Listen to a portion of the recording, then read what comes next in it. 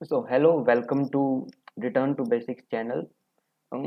It's my first video और मैं आप सभी को polity Indian polity M Laxmikanth book के थ्रू करवाऊंगा बिकॉज सीडीएस का एग्ज़ाम बिल्कुल एक मतलब ऑलमोस्ट 1.5 मंथ रिमेनिंग और इतना टाइम है नहीं कि हम इसकी मैं पीडीएफ बनाऊं अलग से इसके फिर अलग से पीडीएफ बना के उसमें से मैं आपको पढ़ाऊं या फिर पीपीटी बना के उसमें से पढ़ाऊं।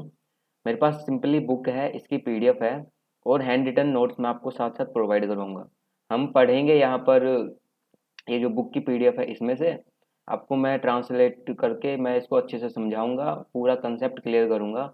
आफ्टर दैट मैं आपको in the end of the session, जैसे कि हम हिस्टोरिकल बैकग्राउंड पढ़ रहे हैं, तो ये कंप्लीट होने के बाद मैं आपको इसके नोट्स प्रोवाइड कराऊंगा हैंड रिटन। सो आज हम केवल हिस्टोरिकल बैकग्राउंड पढ़ेंगे और मैं आपको बस यही बताऊंगा कि आप मेरे साथ बने रहिए। मैं आपको डे बाय डे, एक दिन पॉलिटी और अगर आप सेकेंड सब्जेक्ट ज्योग्राफी या फिर हिस्ट्री पढ़ना चाहते हो तो आप बता सकते हो, मैं आपको वो भी पढ़ा दूंगा पैरेलली। बट 2 या 3 दिन में एक ही वीडियो आएगी पॉलिटी की, तो ताकि आप भी अच्छे से उसको कवर कर सकें। एंड बेस्ट तो यही होगा कि खुद के हैंड रिटन नोट्स बनाइए, वही बेस्ट होते हैं। सर चाहे कितने भी अच्छे नोट्स बना के आपको प्रोवाइड करवा दे, बट जो खुद के नोट्स होते हैं ना वही सबसे बेस्ट होते हैं। तो मैं प्रेफर यही करूँगा कि आप खुद के नोट्स बनाइए, बट मैं आपको ट्राई करूँगा कि मेरे खुद के हैंड रिटन नोट्स आपको प्रोवाइड कर दूँ। तो चलिए स्टार्ट करते हैं फर्स्ट अवर हिस्टोरिकल बैकग्राउंड की। देखो, ब्रिटिशर्स जो इंडिया में आए थे, britisher basically east India company के फॉर्म में आए थे। ब्रिटिशर्स इंग्लिश जो ब्रिटेन के लोग थे और वो ईस्ट इंडिया कंपनी के फॉर्म में आए थे। और क्वीन एलिजाबेथ है जो वहाँ की जो क्वीन थी, क्वीन एलिजाबेथ, इनसे ये क्वीन एलिजाबेथ जो है इससे ये चार्टर या ट्रेडिंग मैं बोलूँ, इसका चार्टर ग्रांट लेके आए थे। कब आए थे? 1600 के अंदर आए थे, ताकि वो इंडिया में ट्रेड कर सकें। फिर जो 1765 में जो कंपनी जो थी, ईस्ट इंडिया कंपनी, उसको इंडिया के अंदर प्योरली जो ट्रेडिंग करने की दीवानी हासिल करती थी। दीवानी बेसिकली क्या होता है कि रेवेन्यू और सिविल जस्टिस जो होते हैं उसकी उसकी राइट्स मिल गई कि हाँ भाई, यहाँ पर जो भी रेवेन्यू होगा और जो भी सिविल जस्टिस करना होगा वो कंपनी करेगी। बेसिकली कंपनी का रूल इस्टेब्लिश हो गया, ये आप मान सकते हैं। और बंगाल, बिहार, उड़ीसा जो 1757 में जो हुआ नहीं था बक्सर का युद्ध, आई गेस रॉबर्ट क्लाइव और सिराजुद्दौला, उसके बाद बंगाल, बिहार और उड़ीसा की दीवानी हासिल कर ली। किसने? ईस्ट इंडिया कंपनी ने। किसने हासिल कर ली? ईस्ट इंडिया कंपनी ने। ये जो कंपनी जो है इसने इसकी दीवानी हासिल कर ली।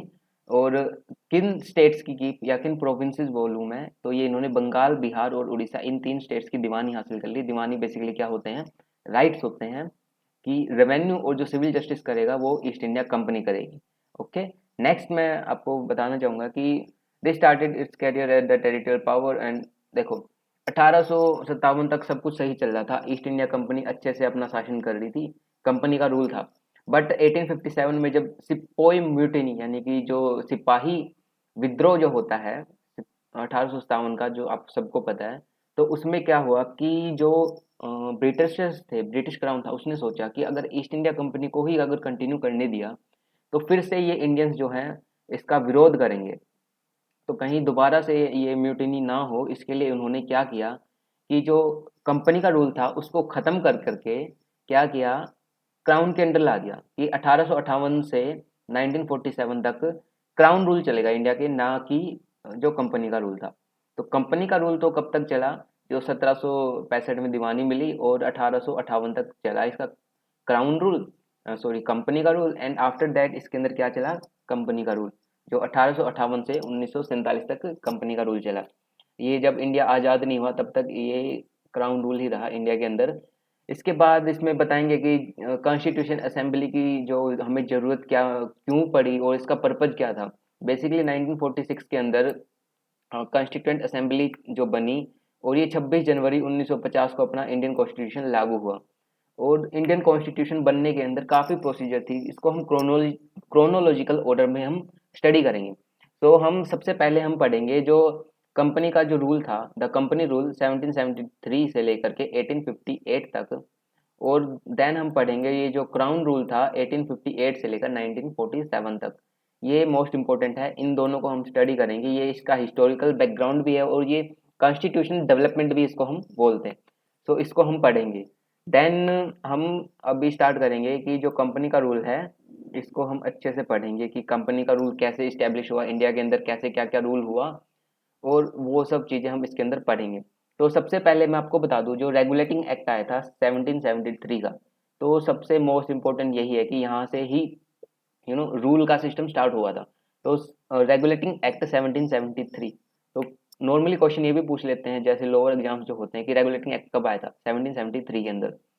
तो ये क्या था कि ब्रिटिश गवर्नमेंट का फर्स्ट, हम कह सकते हैं कि फर्स्ट स्टेप था इंडिया के ऊपर रूल करने का और कंट्रोल करने का। सो ये आपका फर्स्ट स्टेप था ईस्ट इंडिया कंपनी, इससे इंडिया में पावर कंट्रोल और रेगुलेट करेगी इंडियन अफेयर्स को। देन पॉलिटिकल और एडमिनिस्ट्रेटिव फंक्शन होंगे कंपनी के, यानी कि इंडिया में कंपनी एडमिनिस्ट्रेटिव भी करेगी और पॉलिटिकल पावर्स जो है वो कंपनी के पास चले गए रेगुलेटिंग एक्ट 1773 के बाद से। इसके बाद इसके हम कुछ फीचर्स पढ़ लेते हैं। जो देखो 1773 का जो रेगुलेटिंग एक्ट आया था उससे पहले क्या होता था, बंगाल, बिहार और ये उड़ीसा, इन सब में क्या होते थे, इस इन सब के मद्रास, बॉम्बे, बंगाल, बिहार, उड़ीसा, मतलब इन सब के अंदर बेसिकली होते क्या थे, गवर्नर होते थे। बेसिकली पहले गवर्नर ऑफ बंगाल होता था क्योंकि मोस्टली कंपनी का रूल बंगाल में था।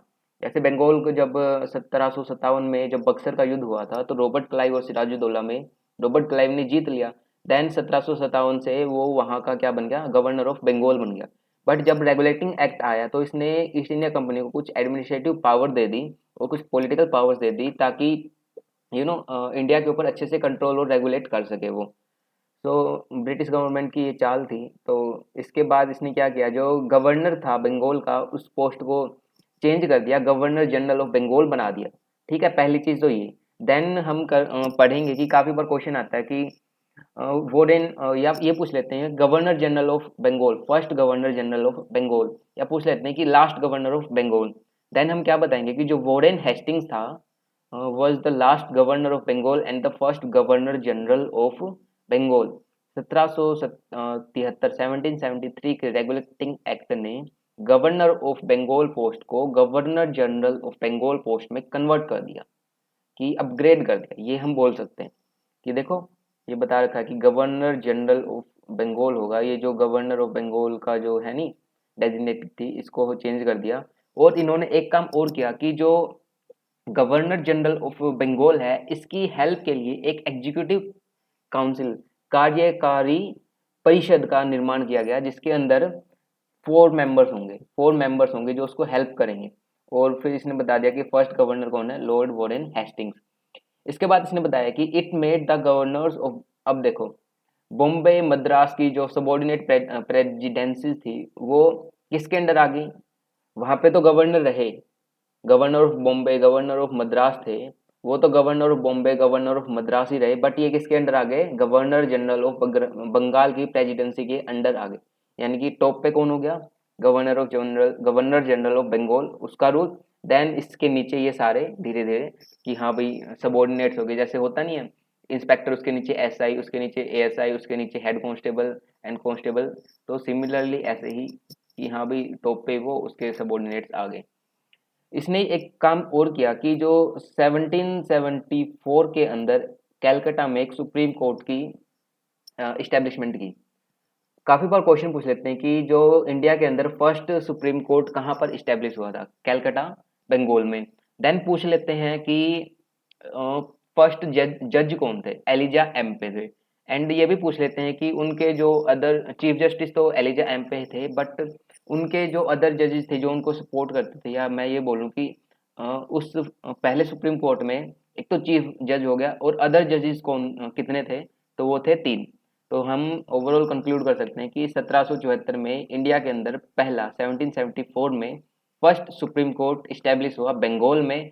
First chief justice of India कौन बने, एलिजा एम्पे, और इसके अंदर 3 अदर जजेस भी यू नो आए थे, 3 जज और थे। देन इसने क्या किया कि एक इसने प्रोहिबिट कर दिया। बेसिकली इन जो कंपनी थी वो क्या करती थी, उसके जो सर्वेंट्स थे पहले क्या करते थे कि जो वहाँ के नेटिव्स यानी कि हम इंडियंस जो थे, इनसे ये रिश्वत भी लेते थे और ये हमसे कुछ भी प्राइजेज़ जैसे कि बोल दिया अभी कुछ भी उनको अच्छा लग गया तो कहते हैं कि इतने हमें तोहफ़े के रूप में हमें इतने सोने की मोहरें चाहिए या फिर हमें ये चाहिए, इतने घोड़े, इतने हाथी, जो भी है, वो सब एज़ ए गिफ्ट इनसे लेते थे। तो इसकी प्रोहिबिशन के लिए भी ये एक एक्ट अच्छा था। तो ये हम कह सकते हैं कि हम नेटिव्स के लिए ये थोड़ा-सा अच्छा था। और अ in strengthen the control of British government over the company by requiring the court of directors। देखो इससे पहले कंपनी का रूल चलता था, अच्छे से चलता था, बट अब कंपनी जो थी वो थोड़ी सी स्ट्रेंथन हो गई थी। तो इसकी स्ट्रेंथन को कंट्रोल करने के लिए ब्रिटिश गवर्नमेंट ने क्या किया कि एक बोर्ड ऑफ यानी कोर्ट ऑफ डायरेक्टर्स जो उनकी जो गवर्निंग बॉडी है कंपनी की, वो उसके अंडर ले ली उन्होंने कि basically control of the British government over the company by requiring the court of directors to report on revenue and civil and military affairs in India. कि कंपनी का जो board of director court of directors कौन होते हैं, basically company की regulating body जो होती है वो होती है मैं बोलूँ कि ये कंपनी की गवर्निंग बॉडी है, जो कुछ भी देखना होता है वो कोर्ट ऑफ डायरेक्टर्स ही देखते हैं कंपनी की तरफ से, और उन सबके ऊपर कौन आ गया, ब्रिटिश गवर्नमेंट। ठीक है, तो उसका कंट्रोल हो गया ब्रिटिश गवर्नमेंट का टॉप के ऊपर। देन ये सब उसके अंदर आ गया कोर्ट ऑफ डायरेक्टर्स के अंदर। और कोर्ट ऑफ डायरेक्टर्स हैं जो भी उनकी रेवेन्यू की रिपोर्ट्स होगी, मिलिट्री से रिलेटेड या सिविल अफेयर से रिलेटेड, जो भी इंडिया से रेलिवेंट जो भी रिपोर्ट आएगी, वो सब अपने रिपोर्ट सबमिट करेंगे ब्रिटिश गवर्नमेंट को। कौन? Court of directors. तो कोर्ट ऑफ डायरेक्टर्स बेसिकली क्या है, जो कंपनी की गवर्निंग बॉडी है मेन, जैसे सीईओ वगैरह। अब प्रेजेंट टाइम पे मैं एग्जांपल दूं, कोई कंपनी है तो उसमें एचआर मैनेजर बेसिकली और सीईओ यही इनकी गवर्निंग बॉडी है ना, तो ये सब रिपोर्ट करते हैं उस कंपनी के मालिक को, ओनर को। तो सेम इसमें है कि ये जो कोर्ट ऑफ डायरेक्टर्स थे ये रिपोर्ट करेंगे अपने सीनियर किसको, ब्रिटिश गवर्नमेंट को। देन ये जो एक्ट था रेगुलेटिंग एक्ट 1773 का, तो इसमें कुछ मिस्टेक्स भी थे, इसमें कुछ डिफेक्ट्स भी थे। तो इसको ओवरकम करने के लिए, इनको रेक्टिफाई करने के लिए इन्होंने एक अमेंडमेंट एक्ट 1781 लेके आए, इसको हम एक्ट ऑफ सेटलमेंट भी बोलते हैं। ठीक है, जस्ट सिंपली आस्क पूछ सकते हैं एग्जाम में, एक्ट ऑफ सेटलमेंट जो था उसमें क्या उसके फीचर्स थे। It's rarely important, barely important, but हाँ पूछ सकते, तो हमें पढ़ना पड़ेगा। तो it excluded the revenue matters and matters arising in the collection of revenue from the due. देखो इसने जो रेवेन्यू मैटर्स थे और जो रेवेन्यू कलेक्ट करते थे, उस टाइम पर जो भी मैटर्स अराइज होते थे, तो उस मैटर में जुरिस्डिक्शन पहले कौन करता था, सुप्रीम कोर्ट करता था। बट इसमें क्या कर दिया कि इसको सुप्रीम कोर्ट को अलग कर दिया कि अब इसमें हस्तक्षेप सुप्रीम कोर्ट नहीं करेगा, यानी कि अब कंपनी अपने अकॉर्डिंग जुरिस्डिक्शन कर कर सकती है। तो ये इसमें कर दिया था। अब जैसे पहले क्या था कि कोई भी छोटी सी बात हुई तो सुप्रीम कोर्ट चले जाते, बट अब क्या कर दिया कि हाँ भाई पहले आप जाओ कंपनी के पास कि वो उनके जो हैं कोर्ट ऑफ डायरेक्टर्स जो भी हैं, या गवर्नर जनरल ऑफ बंगाल, वो जुरिडिक्शन करेगा। और हिंदुओं को जो है हिंदू लॉ के अकॉर्डिंग उनको वो मिलेगी जुरिडिक्शन, और जो मुस्लिम है उनको मोहम्मदन लॉ के अकॉर्डिंग मिलेगा। And provincial court could be taken to governor general and could not do and governor general to from regulation। ये ऐसे ही है, बट मेन है कि उसमें जो भी थे, जैसे सुप्रीम कोर्ट को ही सारी पावर दे दी थी। देन इसमें क्या किया कि कुछ पावर गवर्नर जनरल को दे दी, और कि अब ये भी जुडिस्डिक्शन कर सकता है कुछ मामलों में, ये भी हाँ भाई निर्णय ले सकता है। तो थोड़ी बहुत पावर्स सुप्रीम कोर्ट से हटा करके नीचे गवर्नर जनरल और इनको थोड़ा सा डिस्ट्रीब्यूशन कर दिया था। तो ये था इसमें जो अमेंडमेंट एक्ट आया था 1781 का, जिसको हम एक्ट ऑफ सेटलमेंट भी बोलते हैं। ये था ओवरऑल अभी तक हमने पढ़ा कि कंपनी का रूल था। तो 1773 में आया रेगुलेटिंग एक्ट, देन 1774 में कोर्ट बना सुप्रीम कोर्ट, एलिजा एम्पे वहाँ की फर्स्ट जज थी। कोर्ट ऑफ डायरेक्टर्स हमने पढ़े, उसमें कितने मेंबर्स थे, एग्जीक्यूटिव काउंसिल बनाई गई जब रेगुलेटिंग एक्ट आया, इसको सेटलमेंट के लिए एक्ट ऑफ सेटलमेंट लेके आए, उसको रेक्टिफाई किया, जो भी है ये सब अभी तक पढ़ लिए। अब हम आगे पढ़ेंगे कि पिट्स इंडिया एक्ट ऑफ 1784। हाँ, तो देखो पिट्स इंडिया एक्ट 1784 1784 में आया था पिट्स इंडिया एक्ट। और ये है काफ़ी इम्पोर्टेंट एक्ट है, इसको हम थोड़ा सा ध्यान से पढ़ेंगे। इसने क्या किया कि जो कंपनी की जो कमर्शियल और जो पॉलिटिकल फंक्शन थे इनको डिस्टिंग्विश कर दिया। ठीक है। समझ में आया क्या कहने चाह रही है कि एक तो ट्रेड से रिलेटेड, एक भाई पॉलिटिकल पावर से रिलेटेड कि कैसे ट्रेड करेंगे और कैसे पॉलिटिकल उनका फंक्शन होगा, वो सब इन्होंने अलग अलग कर दिया कि हाँ भाई बोर्ड ऑफ कंट्रोल है तो ये करेगा और कोड ऑफ डायरेक्टर्स है तो ये करेगा, इनको अलग अलग डिस्टिंग्विश कर दिया। अब इसने क्या किया कि बट क्रिएटेड रिन्यूअबल बॉडी, इन्होंने जो पेट्स इंडिया एक्ट आया कि कोर्ट ऑफ डायरेक्टर्स को अलाउड कर दिया वो अपने कमर्शियल अफेयर्स को, जो ट्रेड से रिलेटेड जो भी अफेयर्स थे उनको ये मैनेज कर ले। और इन्होंने एक बोर्ड ऑफ कंट्रोल भी इस्टेब्लिश कर दिया, बना दी एक नई गवर्निंग बॉडी, जिसका बेसिकली काम क्या था, जो भी पॉलिटिकल अफेयर्स थे इसको मैनेज करना। तो हमने दो चीज़ें पढ़ी, कमर्शियल कौन करेगा, कोर्ट ऑफ डायरेक्टर्स, और जो ये जो है पॉलिटिकल अफेयर्स कौन देखेगा, इनको कौन मैनेज करेगा, इनको करेंगे बोर्ड ऑफ कंट्रोल। ठीक है। बेसिकली हमने क्या देखा कि जैसे बंगाल की बात करें तो वहाँ पर दो चीज़ें होंगी। अब बोर्ड ऑफ कंट्रोल जो ब्रिटिश क्राउन वाला हुआ है, देन कंपनी के जो गवर्निंग बॉडी है कोर्ट ऑफ डायरेक्टर्स, तो ये कमर्शियल से रिलेटेड, वो पॉलिटिकल बोर्ड ऑफ कंट्रोल, वो पॉलिटिकल अफेयर से रिलेटेड। तो बेसिकली क्या हुआ कि पावर डिस्ट्रीब्यूट होगी, दो इसकी गवर्नमेंट होगी कि एक पॉलिटिकल से रिलेटेड देख रही है, एक कमर्शियल से रेलिवेंट देख रही है। तो एक डबल गवर्नमेंट सिस्टम इसने इस्टेब्लिश किया था। ठीक है। देन ये क्या कहता है कि it empower the board of control to supervise and direct all operation of the civil and military government and revenue of the British positions in India. कि जो बोर्ड ऑफ कंट्रोल था इसको सारी पावर्स दे दी, एम्पावर कर दिया कि supervise करे और डायरेक्ट करे ऑपरेशन सिविल और मिलिट्री गवर्नमेंट से रिलेटेड जो भी, और रेवेन्यू से रिलेटेड जो भी था, इन सबको कौन रेगुलेट करेगा, इन सबको कौन सुपरवाइज करेगा, मेन इनका हेड कौन हो, वो कौन है, वो बोर्ड ऑफ कंट्रोल। हम कह सकते हैं कि बोर्ड ऑफ कंट्रोल का फंक्शन या इसकी क्या क्या पावर्स थी। एक तो पॉलिटिकल पावर्स, अगर देखो हमारे इंडिया में अगर पॉलिटिकल पावर है तो वो सब कुछ ही, जैसे पॉलिटिक्स लगा लो तो मिलिट्री इसके अंदर ही आ गई। ठीक है ना। रेवेन्यू जो भी जनरेट होता है वो भी मिनिस्ट्री के अंदर ही है। तो पहले ये था कि मिलिट्री, सिविल एंड जो भी रेवेन्यू होता था जो इंडिया से, बेसिकली जो ब्रिटिशर्स ने इंडिया पे कब्जा किया हुआ उस एरिया से जो भी रेवेन्यू कलेक्ट होता था, मोस्टली बंगाल, बॉम्बे, मद्रास, यही कुछ एरिया थे, उड़ीसा, बिहार भी था। तो इनसे जो भी रेवेन्यू होगा, इनके रेलेवेंट जो भी मिलिट्री से रेलेवेंट या फिर सिविल से रेलेवेंट जो भी रूल्स बनाने हैं, जो भी मतलब डायरेक्शंस या उनको सुपरवाइज, बेसिकली उनका ध्यान कौन रखेगा, ये बोर्ड ऑफ कंट्रोल, इसके इनको ये पावर दे दी गई। In India were first time call the British possessions in India. देखो फर्स्ट टाइम ये क्या था कि जो कंपनी की टेरिटरीज थी ना इंडिया में, जैसे कंपनी ने बंगाल, बिहार में ये अपना प्रभुता स्थापित कर ली थी।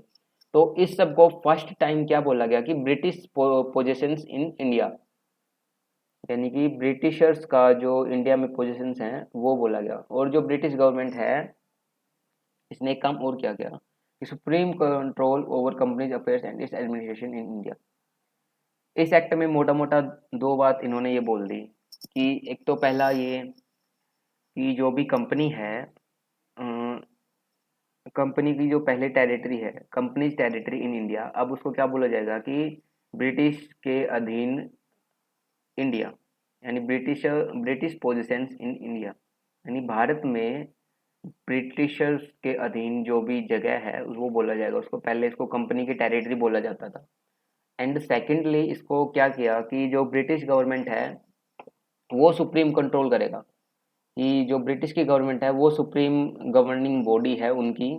और वो कंपनी के जितने भी अफेयर्स हैं और जो भी एडमिनिस्ट्रेशन होना है, जो भी रूल वगैरह बनाने हैं कह सकते हो, जो कुछ भी देखना है इंडिया के अंदर, वो सब सुप्रीम लेवल पे कौन सुपरवाइज करेगा, ब्रिटिश गवर्नमेंट। और इंडिया में कौन कर रहे थे, कंपनी।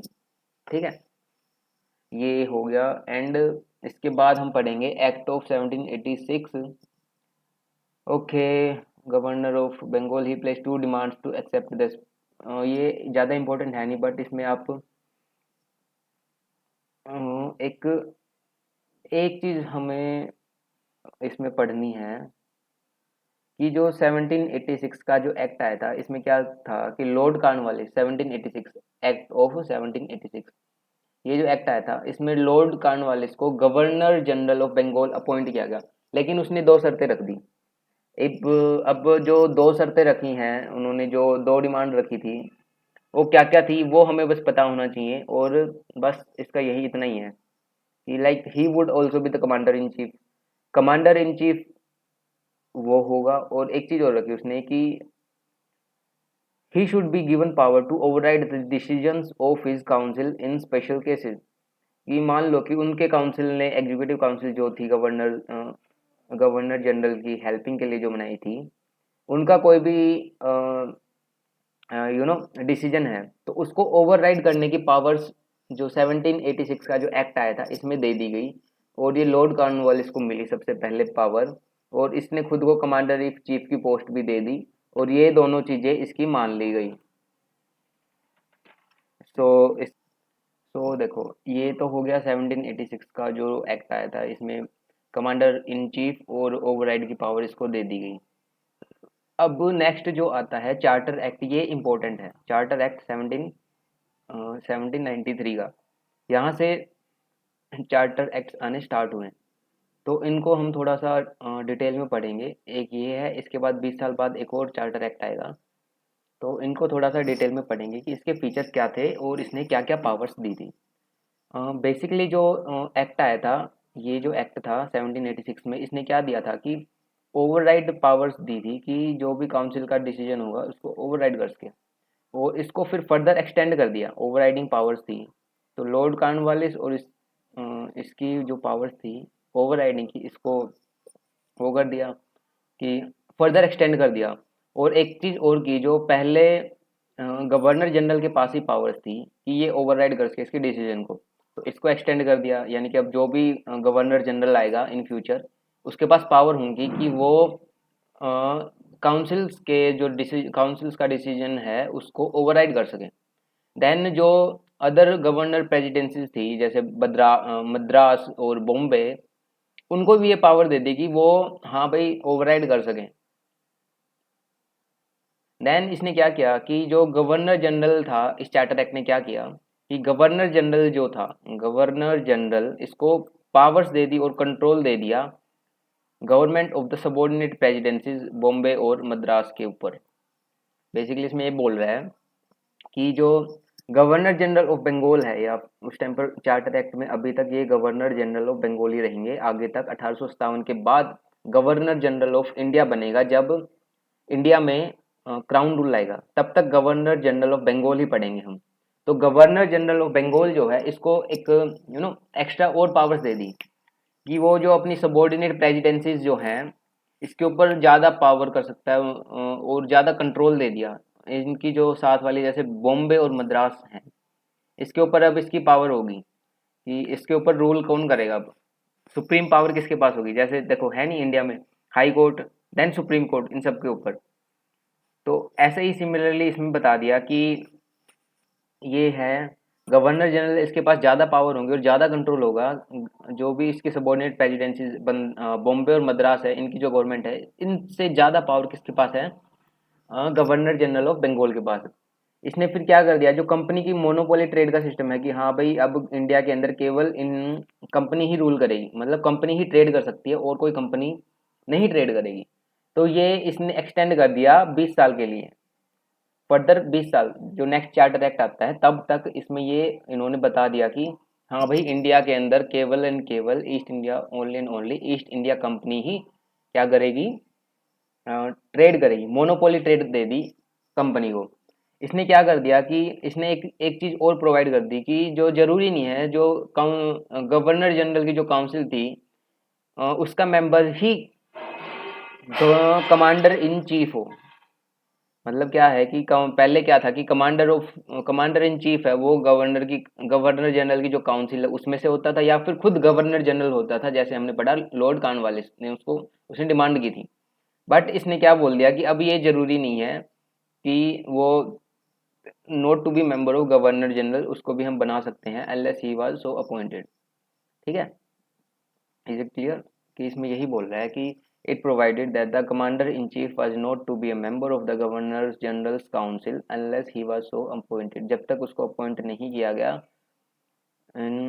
वो मेंबर नहीं होगा गवर्नर जनरल की काउंसिल का। अगर वो कमांडर इन चीफ है उसको फिर हम काउंसिल के अंदर इंक्लूड कर सकते हैं, बट काउंसिल के अंदर से गवर्नर इन चीफ नहीं बनाएंगे।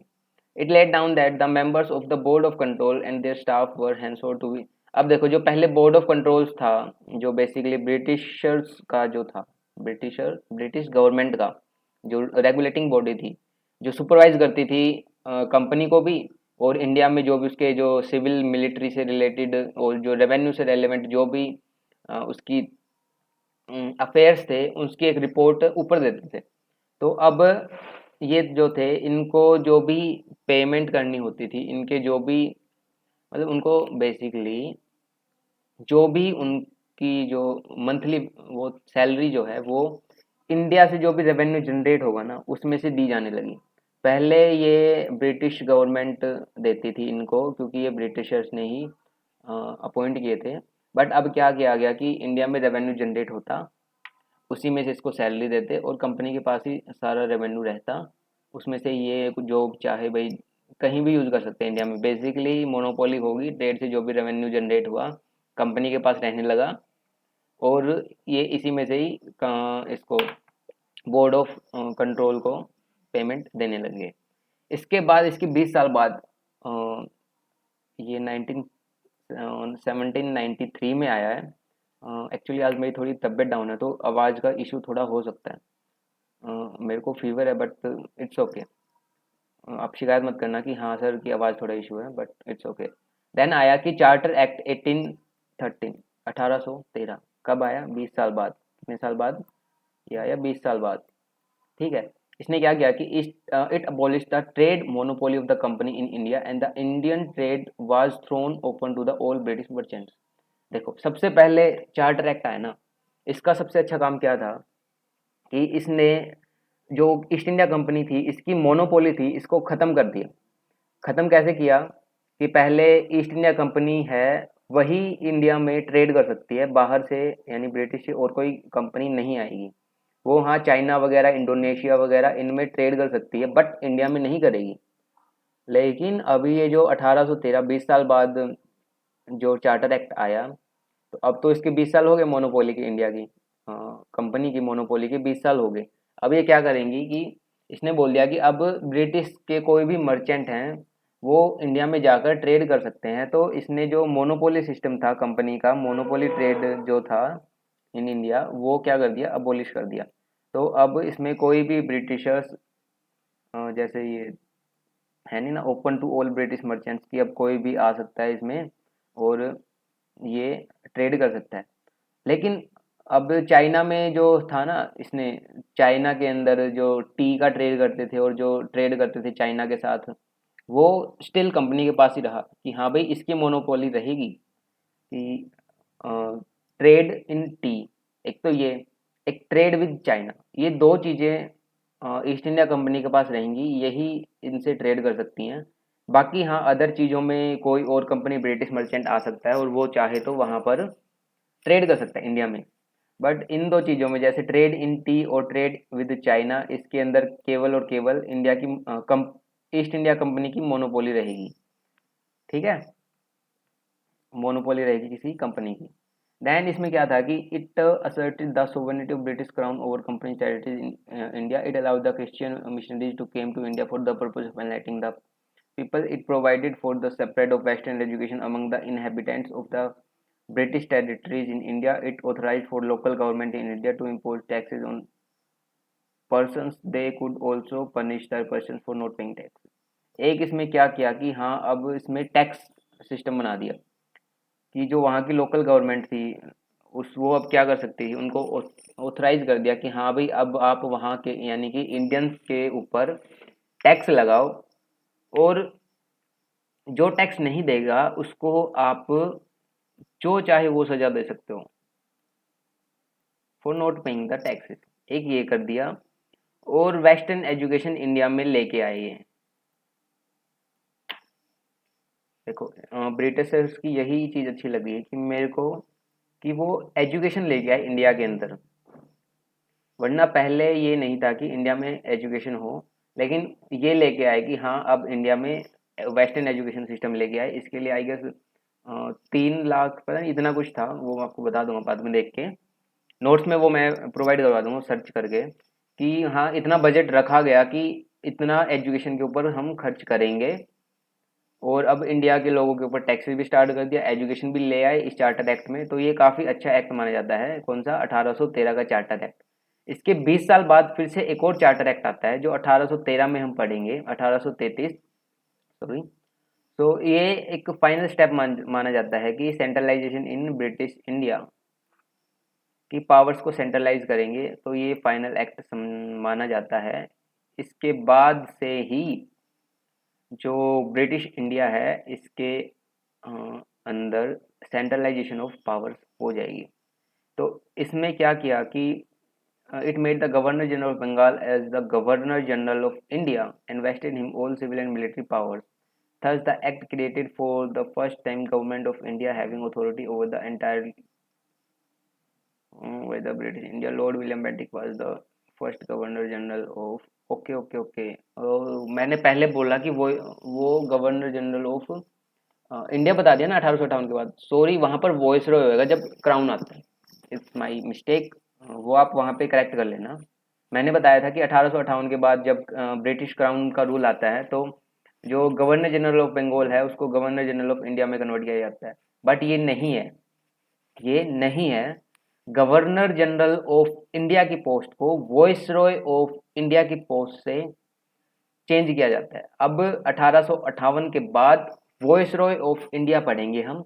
Lord Canning was the last governor general of India and first voice Roy of India. ठीक है। तो अब हम देखते हैं कि 1833 का जो चार्टर एक्ट आया इसने क्या किया। पहले तो इसने जो बंगाल का गवर्नर जनरल है, बंगाल का गवर्नर जनरल, इसको गवर्नर जनरल ऑफ इंडिया की उससे रिप्लेस कर दिया कि हाँ भाई हाँ अब गवर्नर जनरल ऑफ बंगाल का ना हो के पूरे इंडिया का गवर्नर जनरल होगा। उसके पास पावर दे दी गई। अब उसके पास पावर कौन सी पावर दे दी गई? सिविल और मिलिट्री की पावर्स दे दी गई। ठीक है।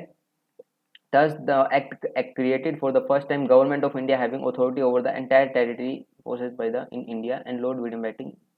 देखो वही बात है कि पहले बंगाल का गवर्नर जनरल होता तो बंगाल के ऊपर ही सुपरमेसी किसकी होती? इसके ब्रिटिशर्स की। बट अब क्या किया कि इसने बंगाल का ना होकर के इंडिया का कर दिया। यानी कि पूरे इंडिया के ऊपर जो भी ब्रिटिश की टेरिटरी है उसके ऊपर रूल किसका आ गया? इसका गवर्नमेंट का। ये जो गवर्नर जनरल ऑफ इंडिया है तो अथॉरिटी होगी कंप्लीट किसके ऊपर? किसके पास? गवर्नर जनरल ऑफ इंडिया के पास इसकी पूरी अथॉरिटी होगी जो भी टेरिटरी है ब्रिटिशर्स की इंडिया के अंदर। ठीक है। और जो लॉर्ड विलियम बेंटिक जो हैं वो पहले गवर्नर जनरल ऑफ इंडिया हैं। ये काफ़ी अच्छे इंसान थे। इसके बारे में हम आगे डीपली जब मैं हिस्ट्री करवाऊंगा तो गवर्नर जनरल पढ़ाऊंगा ना, तब इसके बारे में बताऊंगा इनके बारे में ये कितने अच्छे इंसान थे। ठीक है। देन हम पढ़ रहे हैं कि it deprived the governor of Bombay and Madras of their legislative power. The governor of India was given exclusive legislative power for the entire British India, and the laws made under the previous act was called as regulations, and which laws made under this act as acts।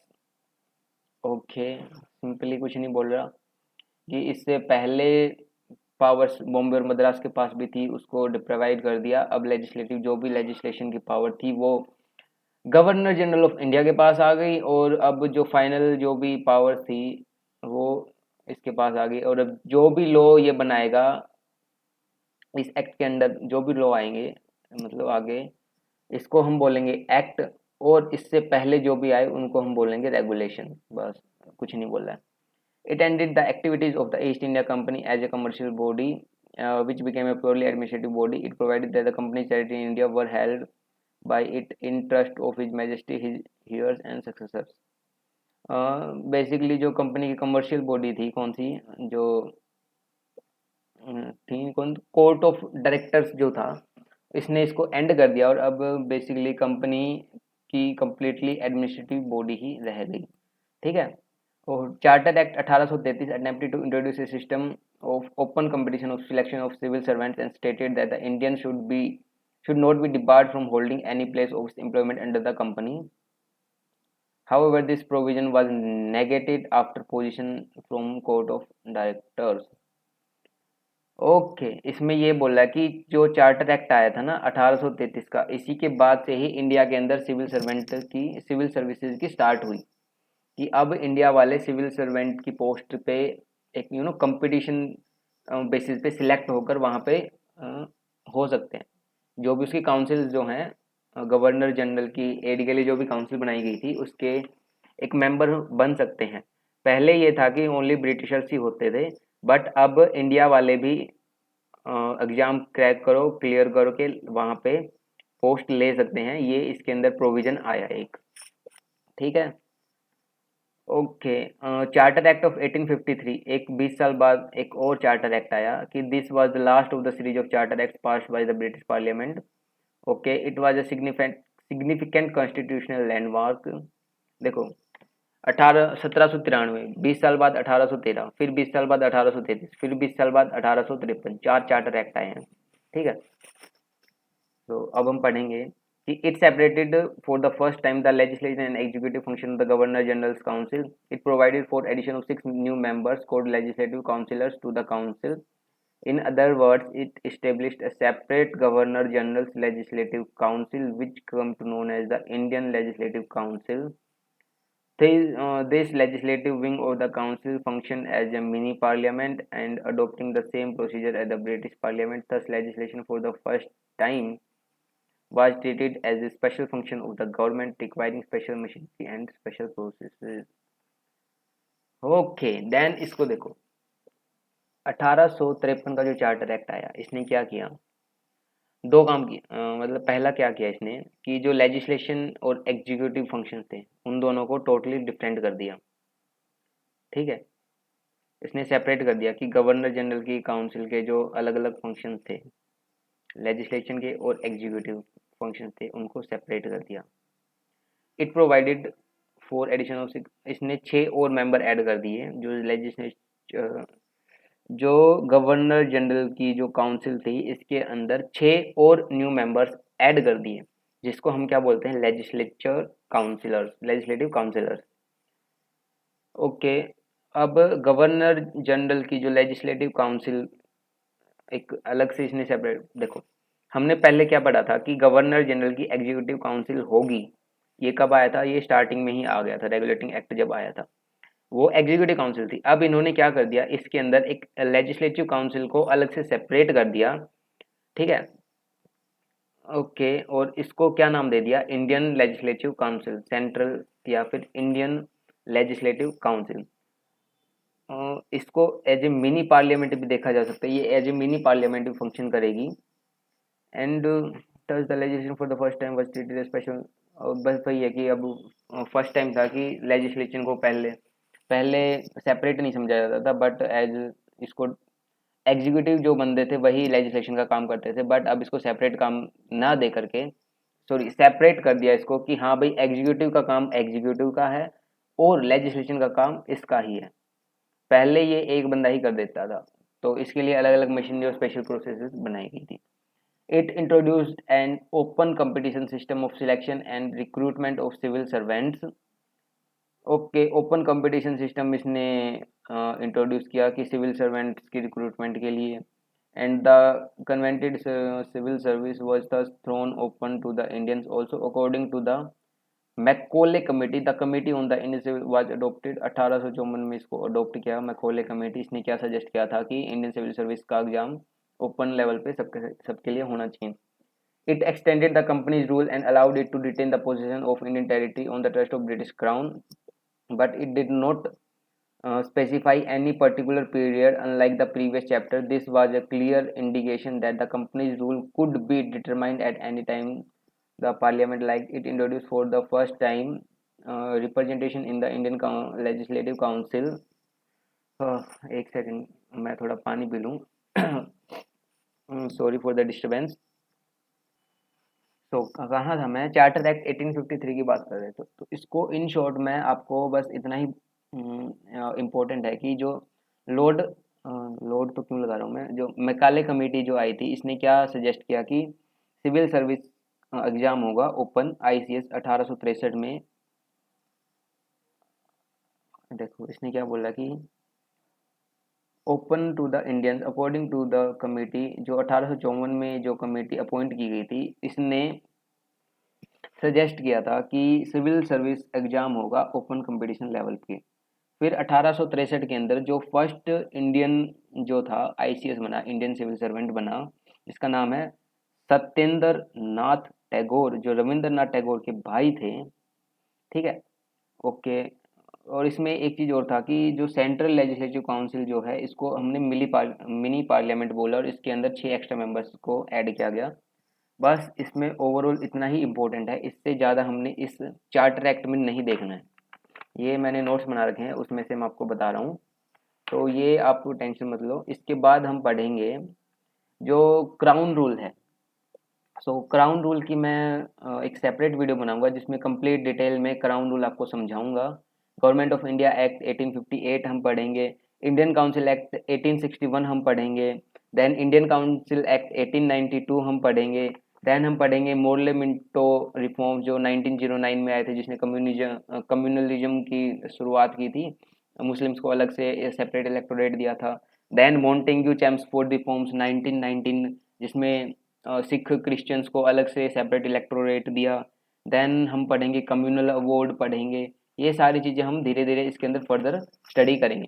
So that's all for today's video. Okay, thank you and जय Hind, bye.